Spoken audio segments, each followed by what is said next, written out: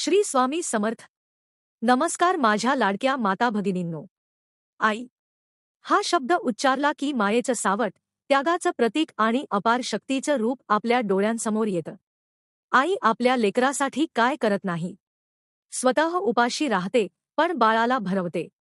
रात्रंदिवस मेहनत करून शिक्षण देतो.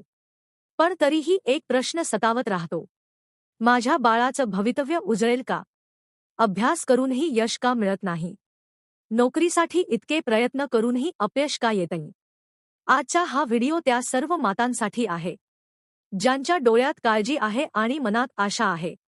2 माघ गणेश चतुर्थीचं महत्त्व. माता भगिनींनो, येणारी 5 फेब्रुवारी 2026 गुरुवार माघ गणेश चतुर्थी. हा दिवस फक्त तिथी नाही. हा दिवस आहे भाग्य जागवण्याचा. पुराणांनुसार माघ महिन्यात केलेली गणपती उपासना साध्या उपासनेपेक्षा 100 पट फळ देते. आणि जेव्हा चतुर्थी गुरुवारी येते, तेव्हा गुरु आणि गणपती दोघांची कृपा एकत्र मिळते. 70 वर्षांनी एक दुर्मिळ योग जुळून आलाय. या दिवशी आईने केलेली प्रार्थना थेट बाप्पाच्या चरणी पोहोचते. इथे थोडा भावनिक ब्रेक. आईच्या वेदनांवर बोल. 3 आईच्या प्रार्थनेची शक्ती. मुलांनो, देवाला कोणतीही प्रार्थना आवडते, पण आईच्या डोळ्यातील अश्रूंनी केलेली प्रार्थना देव कधीच फेटाळत नाही. रामाला वनवासातून परत आणणारी कौसलेची प्रार्थना असो, कृष्णाचं रक्षण करणारी देवकीची तळमळ असो, आईच्या हाकेत वेगळीच शक्ती असते. 4 आवश्यक साहित्य. तू दिलेलंच वापर. शुद्ध हळद, 21 दुर्वांच्या जोड्या, हिरवे मूग, पिवळा कागद, अष्टगंध केसर, लाल धागा. 5 उपाय. 1 अभ्यासातील प्रगती. तुझा उपाय जसाच्या तसा, पण भावनिक शब्दात. कागदावर नाव लिहिताना काय भावना ठेवायची? मंत्र म्हणताना आईने काय मनात मागायचं?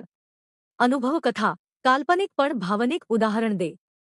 6 उपाय. 2 नोकरी व करिअरसाठी मौन उपाय. मौन का गरजेचं आहे? दुर्वेचं आध्यात्मिक महत्त्व. गुळाचा खडा गोड परिणाम. दरवाजाशी उभं राहण्याचं कारण. 7 उपाय. 3 तिलकुंद दीप. 7 दिव्यांचं रहस्य. काळी मिरी नकारात्मक शक्ती कशी शोषते? घरात बदल कसा जाणवतो? 8 उपाय. 4 नाभी स्पर्श विधी. आईचा स्पर्श औषध. बीजमंत्राचं महत्त्व. आईने हा उपाय करताना काय भावना ठेवायची? 9 उपाय. 5 सिद्ध सुपारी विधी. 7 गाठी 7 अडचणी.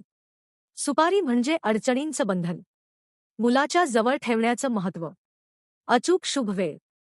माता भगिनींनो, लक्षात ठेवा, 5 फेब्रुवारीला सकाळी 6:11 ते 6:12.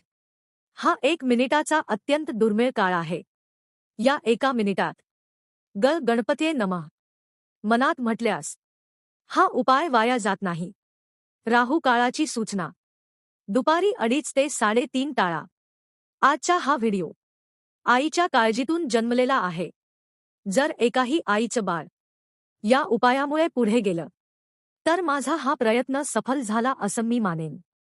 व्हिडिओ शेवटपर्यंत पाहिलास तर स्वामी समर्थ कमेंट कर. हा व्हिडिओ किमान 1 आईला शेअर कर. बाप्पाच्या कृपेसाठी लाईक करायला विसरू नको.